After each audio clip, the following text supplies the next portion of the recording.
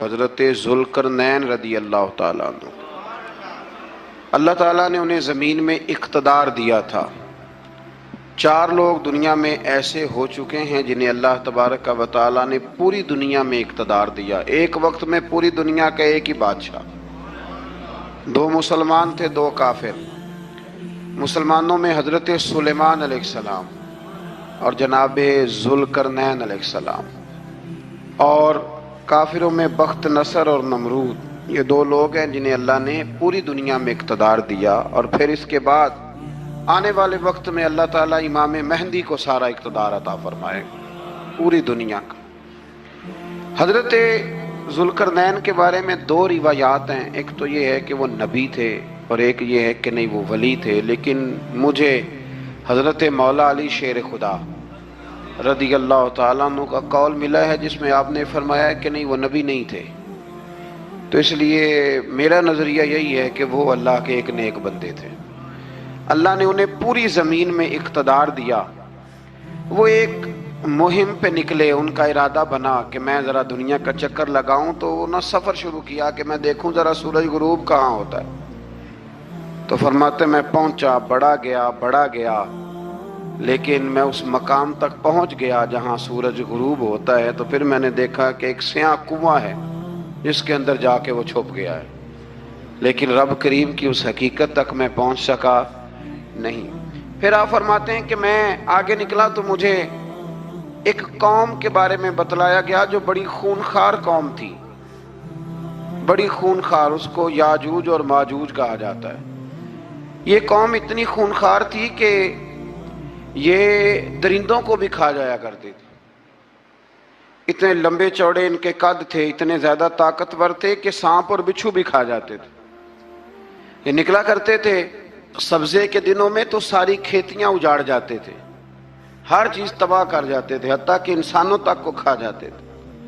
تو حضرت ذوالقرنین جب وہاں پہنچے، اللہ تبارک و تعالیٰ نے انہیں ان مظلوم لوگوں کا مددگار بنایا جن پر یاجوج اور ماجوج کی قوم ظلم کرتی تھی۔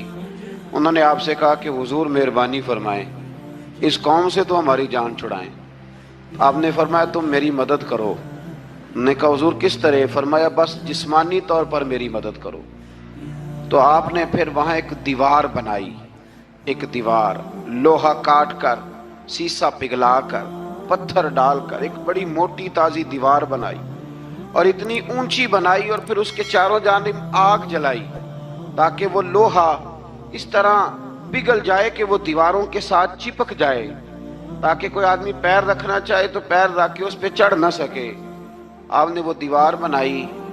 اب اس قوم کا حال یہ ہوا کہ وہ اس کے اندر قید ہیں، وہ صبح جب اٹھتے ہیں تو اس کو توڑنا شروع کرتے ہیں، توڑتے رہتے ہیں، تو جب شام ہوتی ہے تو ان میں سے ہر روز ایک شخص کہتا ہے اتنی رہنے دو، باقی کل کریں گے۔ لیکن جب وہ سویرے اٹھتے ہیں تو اللہ تعالیٰ اس دیوار کو پھر سے مضبوط فرما دیتا ہے۔ نبی کریم علیہ السلام نے فرمایا قرب قیامت میں ایک وقت آئے گا، قیامت کے قریب جا کے ایک ٹائم ایسا آئے گا کہ اس مخلوق میں سے ہی ایک شخص پکارے گا اور پکار کے کہے گا کہ اب سو جاؤ انشاءاللہ۔ اللہ ان کی زبان پہ جاری کہے گا اب سو جاؤ اور سویرے انشاءاللہ یہیں سے شروع کریں گے۔ تو فرمایا وہ چونکہ انشاءاللہ کہیں گے تو پھر اللہ تبارک و تعالی اگلے دن اس دیوار کو وہیں پہ رکھے گا جہاں رات کو انہوں نے اسے چھوڑا تھا۔ اگلے دن وہ توڑیں گے تو دیوار ساری ٹوٹ جائے گی، اور پھر اللہ تبارک و تعالیٰ کا فضل ہوگا تو مسلمان کی طرف وہ بڑھیں گے، وہ قتل و غارت کریں گے، پھر سے وہی درندگی کریں گے، تو پھر حضرت عیسیٰ علیہ السلام ان کے لیے دعا کریں گے۔ تو دعا کا یہ حال ہوگا کہ ان کے وجود پر کچھ ایسی چیزیں برآمد ہوں گی جن کی وجہ سے وہ مر جائیں گے، ختم کر دیے جائیں گے، قیامت کے قریب جا کے وہ دوبارہ آئیں گے۔ اس کے بعد پھر اللہ تبارک و تعالیٰ نے سورہ کہف کی آخری آیات میں 7 سمندر اور ان جیسے اور بھی آ جائیں، فرمایا 7 سمندر ہوں اور ان جیسے اور بھی آ جائیں اور مل کر وہ روشنائی بن جائیں تو میرے رب کے کلمات ختم ہونے سے پہلے سمندر ختم ہو جائیں گے۔ اور آخری آیت میں اللہ تعالیٰ نے فرمایا کہ اے رسول صلی اللہ تعالی علیہ وسلم آپ کہہ دیجئے کہ میں تمہاری طرح ہی ایک बशर हूँ, आना बशरुम मिसलकुम, मैं भी तुम्हारी तरह एक। अब मिसलकुम का बहुत सारे लोगों ने तर्जुमा अपनी तरह का कर लिया है, हालांकि हुजूर सल्लल्लाहु ताला अलैहि वसल्लम ने फरमाया कि बशर होने में मैं तुम्हारी तरह हूँ, रसूल होने में तुम्हारी तरह नहीं, अल्लाह का हबीब होने में तुम्हारी तरह। और वो ये जो मैं कह रहा हूँ ना, नहीं, तो ये सही बुखारी के लफ्ज़ हैं। हुजूर ने फरमाया अय्युकुम मिसली, कौन है तुम में जो मेरी तरह हो, ये सही बुखारी के लफ्ज़ हैं। अल्लाह तबारक व तआला समझने की तौफीक अता फरमाए। फिर इससे आगे सूरह मरियम शुरू होती है। इस सूरत में अल्लाह तबारक व तआला ने हज़रत ज़करिया अलैहिस्सलाम का जिक्र फरमाया है कि वो लावलद थे और बुढ़ापे की उम्र को पहुंच चुके थे। उन्होंने अल्लाह ताला से औलाद की दुआ की जो इनका और आले याकूब का वारिस हो, तो अल्लाह ताला ने उन्हें बेटे की बिशारत अता फरमाई जिसका नाम उन्होंने याहया रखा। बल्कि ये नाम उन्होंने पहले से रख लिया था, ये याहया नाम उन्होंने पहले से रख लिया था। मुझे अब लोग किस सेंस में मसला पूछते हैं ये नहीं मुझे बता, लेकिन मुझसे एक दोस्त ने कुछ दिन पहले पूछा कि पैदाइश से पहले बच्चे का नाम रखना जायज़ है, तो मैंने उन्हें कहा कि हाँ, आप सूरह मरियम पढ़ेंगे तो आपको अंदाज़ा होगा कि हज़रत ज़करिया ने बेटे का नाम पहले ही रख दिया था, क्योंकि उन्हें यकीन कामिल था कि रब करीम मुझे बेटा ही अता फरमाएगा। तो हज़रत याहया अलैहिस्सलाम को अल्लाह ताला ने बचपन में ही नबुव्वत अता की और किताब दी। इनके औसाफ ये बयान किए कि वो पाकीज़ा और मुत्तकी थे, माँ बाप के साथ नेकी करने वाले थे और सरकश नहीं थे। इन पर सलाम हो जब वो पैदा हुए, और इन पर सलाम हो जब उनकी वफ़ात हुई, और क़यामत के दिन जब उन्हें उठाया जाएगा। इससे मालूम हुआ कि नबी करीम अलैहिस्सलाम पर या किसी भी नबी पर सलाम भेजना और उस दिन पर सलाम भेजना जिस दिन अल्लाह ताला ने उन्हें पैदा फरमाया है, ये कुरान मजीद से साबित है। यानी आप ये कह सकते हैं कि जिस सुहानी घड़ी चमका तैबा का चाँद, उस दिल अफरोज सात पे, दिल अफरोज सात पे, तो ये ऐने कुरान मजीद है कि जिस दिन वो पैदा हुए उस दिन उन पर सलाम। अल्लाह ताला समझने की तौफीक अता फरमाए। फिर इससे आगे चलकर हज़रत मरियम सलामुल्लाह अलैहा का जिक्र है कि उनके पास फरिश्ता आया। हम तीसरे पारे में भी उनका जिक्र पढ़ आए, फिर एक आध और जगह पे भी इशारतन किनायतन उनका तज़किरा आया कि उनके पास फरिश्ता इंसानी शक्ल में आया, और फरिश्ते ने आके कहा कि मैं आपको बेटे की बिशारत देने आया हूँ। कहने लगी मेरे पास कैसे बेटा आएगा, मुझे तो किसी मर्द ने छुआ ही नहीं। तो फरमाया रब ऐसे ही करता है जब वो किसी काम का इरादा फरमा लेता है। तो हज़रत मरियम के यहाँ अल्लाह तबारक व तआला ने हज़रत ईसा अलैहिस्सलाम की विलादत फरमाई। हज़रत ईसा बग़ैर बाप के पैदा हुए और हज़रत आदम अलैहिस्सलाम बग़ैर माँ बाप के पैदा हुए, तो ये अल्लाह की कुदरत की निशानी है।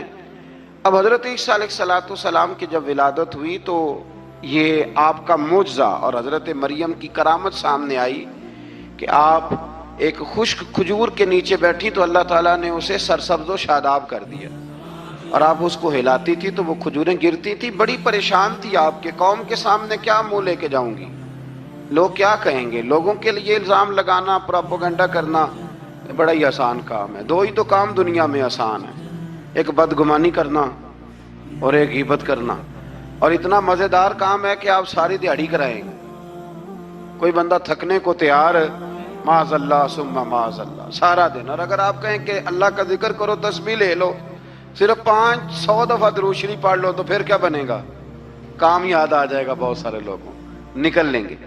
कभी कभी कुछ चीज़ें बड़ी याद रह जाती हैं। एक शायर ने एक शेर कहा था, मेरी थोड़ी सी शेरी ज़ौक़ है तो मुझे दिलचस्पी है, रह जाती हैं कुछ बातें ज़हन में।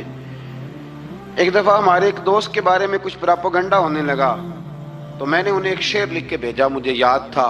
मैंने एक शेर लिखा, किसी शायर ने कहा था कि मखलूक तो फनकार है इस दर्जा के पल भर में, संगे दरे काबा से भी असनाम तराशे। काबे के अंदर से मिट्टी लेके लोग बुत बना लेते हैं और अल्लाह का शरीक बनाते हैं। तो कहने लगा शायर के मखलूक तो फनकार है इस दर्जा के पल भर में, संगे दरे काबा से भी असनाम तराशे। तुम कौन हो, क्या चीज है दागे कबाबी, लोगों ने तो मरियम पे भी इल्जाम तराशे। लोग तो मिनट लगाते हैं, वो जो रही मस्जिद में, पली मस्जिद में, लोगों ने इल्जाम लगाने का वक्त आया तो इल्जाम लगा दिया, सैयद आयशा सिद्दीका पे लगा दिया। सिद्दीक की बेटी और सिद्दीका। आप सोच सकते हैं कि लोग कहां तक जाते हैं और बातें कहां तक पहुंचती हैं।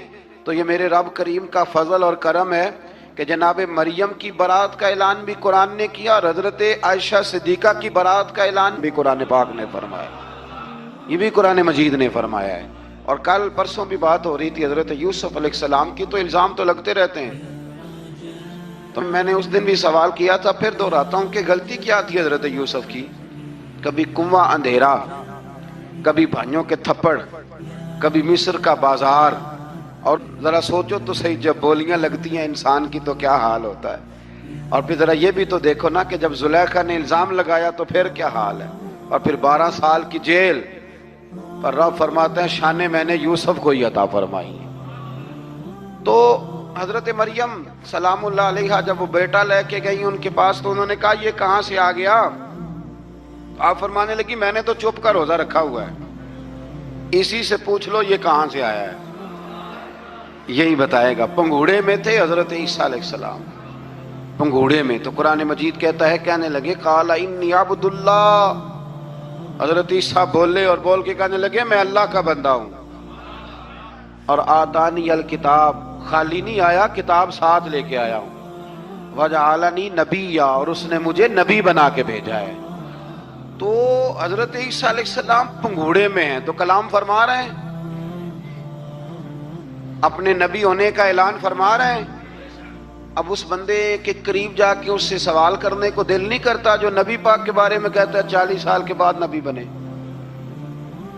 यहां पंघूड़े में हजरत ईसा कलाम करें, पंघूड़े में, और वो पंघूड़े में कहे मैं नबी हूं। और तो अपने रसूल के बारे में ये कहे कि बकरियां चरा रहे थे तो माज़अल्लाह उन्हें पता ही नहीं था कि मैं नबी बन जाऊंगा।